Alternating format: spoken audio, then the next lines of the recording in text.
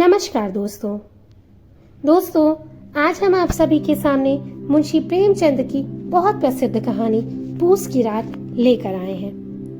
दोस्तों, आशा करते हैं कि आपको हमारे द्वारा सुनाई गई यह कहानी जरूर पसंद आएगी और अगर पसंद आती है तो इस कहानी को लाइक, हमारे चैनल को सब्सक्राइब, साथ ही साथ अपने दोस्तों और रिश्तेदारों में इस कहानी को जरूर शेयर करें।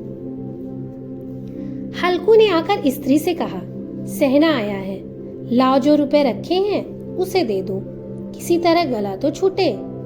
मुन्नी झाड़ू लगा रही थी, पीछे फिरकर बोली, 3 ही तो रुपए हैं, दे दोगे तो कंबल कहाँ से आवेगा?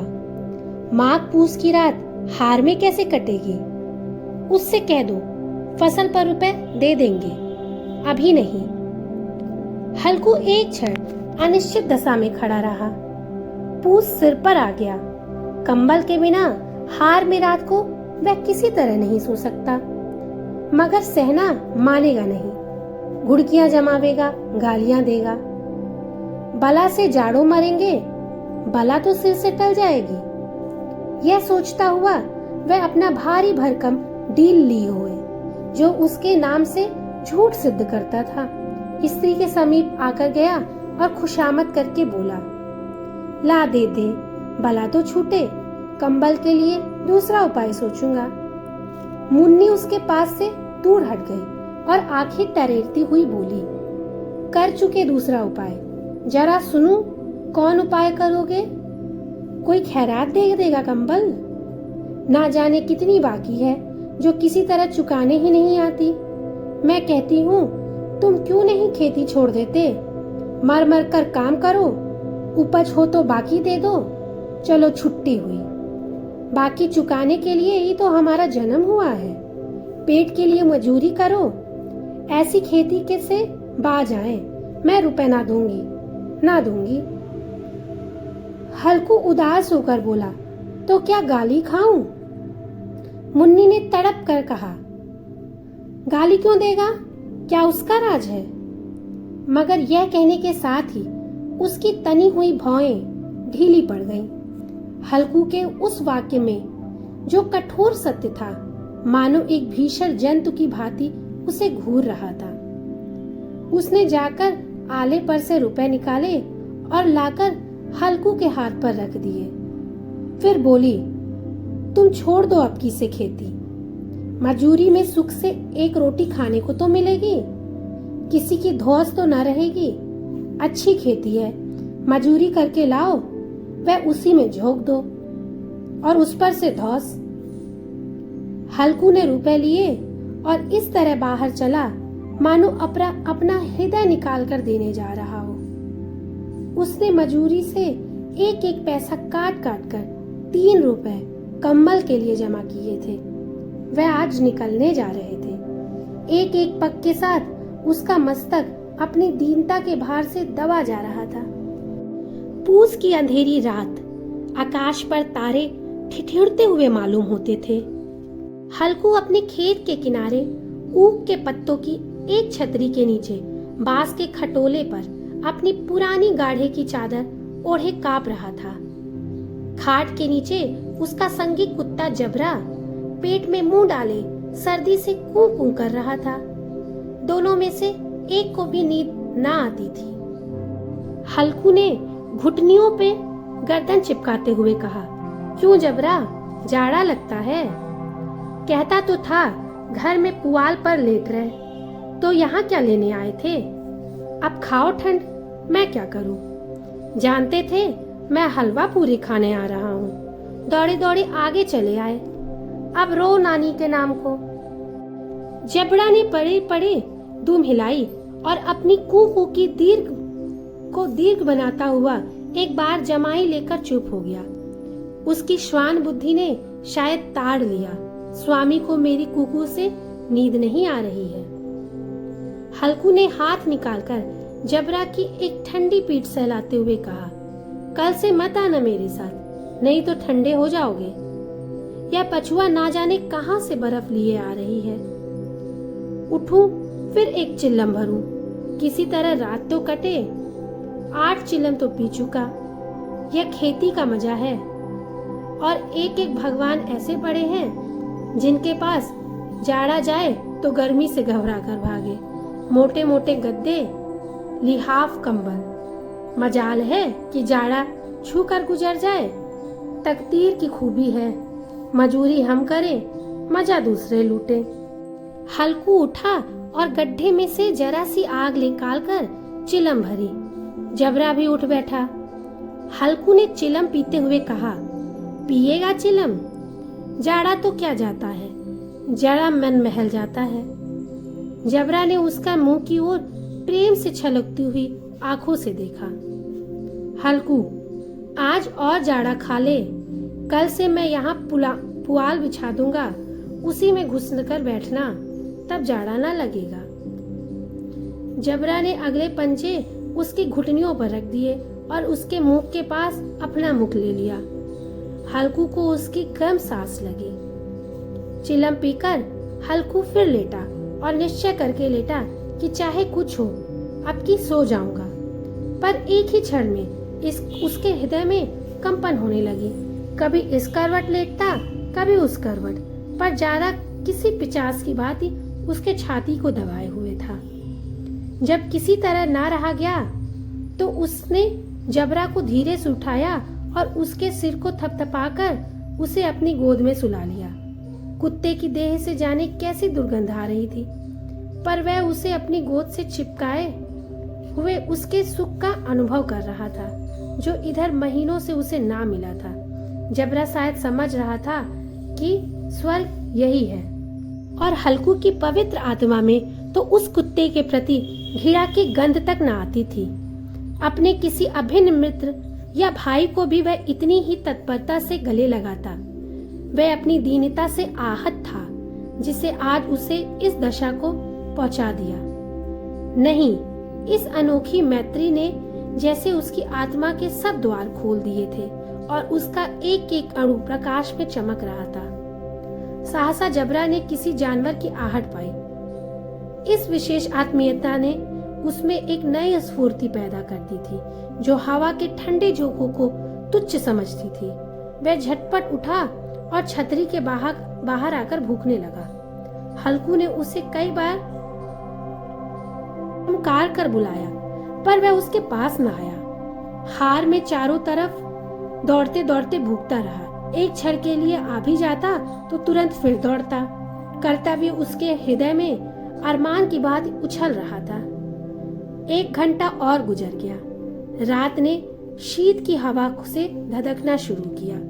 हल्कू उठ बैठा और दोनों घुटनों को छाती से मिलाकर सिर में उसको छिपाने लगा। फिर भी ठंड कम ना हुई। ऐसा जान पड़ता था सारा वक्त जम गया है। धमनियों में रक्त की जगह हिम बह रहा है। उसने झुककर आकाश की ओर देखा। अभी कितनी रात बाकी है। सप्तऋषि अभी आकाश में आधे भी नहीं चढ़े। ऊपर आ जाएंगे तब कहीं सवेरा होगा। अभी पहर भर से ऊपर रात है। हल्कू के खेत से कोई एक गोली के टप्पे पर आमों का बाग था। पतझड़ शुरू हो गई थी। बाग में पत्तियों का ढेर लगा हुआ था। हल्कू ने सोचा चलकर पत्तियां बटोरूं और उन्हें जलाकर खूब तापूं। रात को कोई मुझे पत्तियां बटोरते देखेगा तो समझेगा कोई भूत है। कौन जाने कोई जानवर ही छिपा बैठा हो। मगर अब तो बैठे नहीं रहा जाता।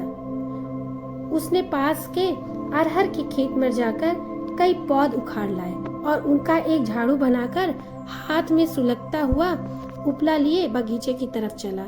जबड़ा ने उसे आते देखा तो पास आया और दुम हिलाने लगा। हल्कू ने कहा, अब तो नहीं रहा जाता जबरू, चलो बगीचे की पत्तियां बटोर कर तापे। टाटे हो जाएं तो फिर आकर सोएं। अभी तो रात बहुत है।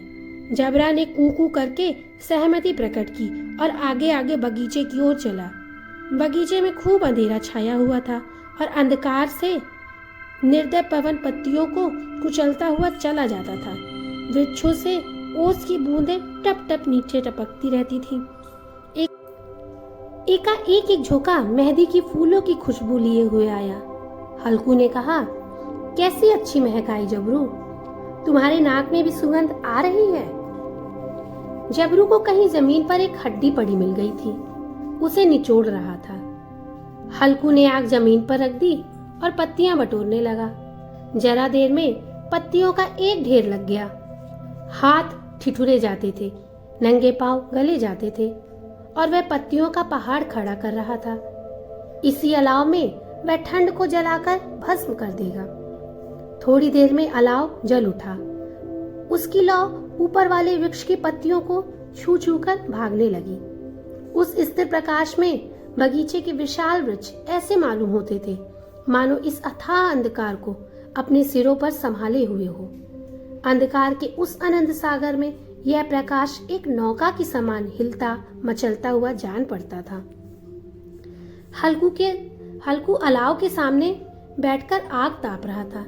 एक क्षण में उसने दोहर उतारकर बगल में दबा दी और दोनों पांव फैला लिए, मानो ठंड को ललकार रहा हो।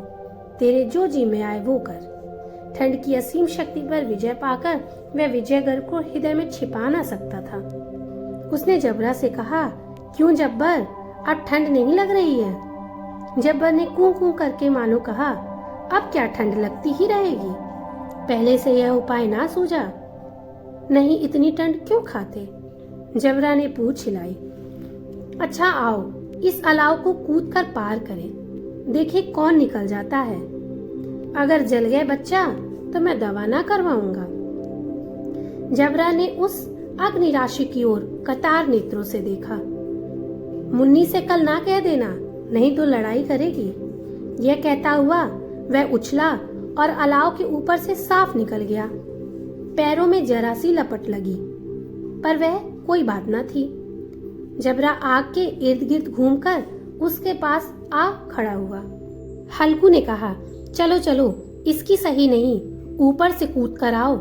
वह फुर कूदा और अलाव के इस पार आ गया। पत्तियां जल चुकी थीं। बगीचे में फिर अंधेरा छा रहा था।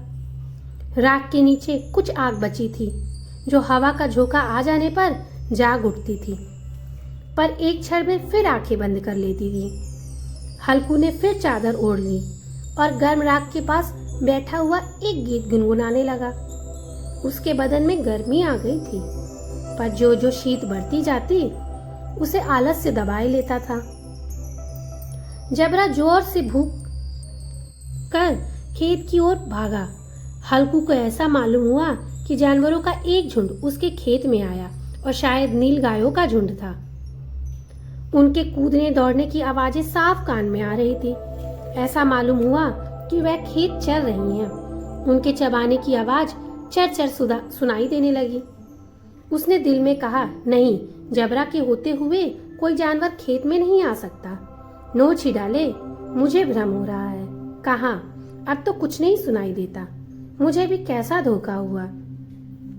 उसने जोर से आवाज लगाई, जबरा जबरा। जबरा भूखता रहा, उसके पास न आया। फिर खेत में चरने की आहट मिली। अब वह अपने आप को धोखा ना दे सका। उसे अपनी जगह से हिलना जहर लग रहा था। कैसा दंदाया हुआ बैठा था। इस जाड़े पाले में खेत में जाना, जानवरों के पीछे दौड़ना असूझ जान पड़ रहा था। वह अपनी जगह से ना हिला। उसने जोर से आवाज लगाई, लिहो लिहो लिहो। जबरा भूख उठा। जानवर खेत चल रहे थे, फसल तैयार है। कैसी अच्छी खेती थी, पर ये दुष्ट जानवर उसका सर्वनाश किए डाले थे। हल्कू पक्का इरादा करके उठा और 2-3 कदम चला, पर एकाएक हवा का ऐसा ठंडा चुभने वाला बिच्छू के डंक का सा झोंका लगा कि वह फिर वहीं मुझे अलाव के पास आ बैठा और राख को कुरेद कर अपनी ठंड देह को गरमाने लगा। जबरा अपना गला फाड़े डालता था। नील गाय खेत का सफाया किए डालती थी और हल्कू गर्म राख के पास शांत से बैठा हुआ था। आलस ने रस्सियों की भांति उसे चारों तरफ से जकड़ रखा था। उसी राख के पास गर्म जमीन पर वह चादर ओढ़कर सो गया। सवेरे जब उसकी नींद खुली तब चारों तरफ धूप फैल गई थी और मुन्नी कह रही थी, क्या आज सोते ही रहोगे? तुम यहाँ आकर रम गए और उधर सारा खेत चौपट हो गया। हल्कू ने उठकर कहा, क्या तू खेत से होकर आ रही है? मुन्नी बोली, हाँ, सारे खेत का सत्यानाश हो गया। भला ऐसा भी कोई सोता है? तुम्हारे यहाँ मड़ैया डालने से क्या हुआ? हल्कू ने बहाना किया, मैं मरते मरते बचा, तुझे अपनी खेत की पड़ी है। पेट में ऐसा दर्द हुआ कि मैं ही जानता हूँ। दोनों फिर खेत की ओर गए और देखा सारा खेत रौदा पड़ा हुआ है और जबड़ा मड़ैया के नीचे चित लेटा है, मानो प्राण ही ना हो। दोनों खेत की दशा देख रहे थे। मुन्नी के मुख पर उदासी छाई थी, पर हल्कू प्रसन्न था। मुन्नी ने चिंतित होकर कहा, अब मजूरी करके माल गुजारी भरनी पड़ेगी। हल्कू ने प्रसन्न मुख से कहा, रात की ठंड में यहाँ सोना तो ना पड़ेगा।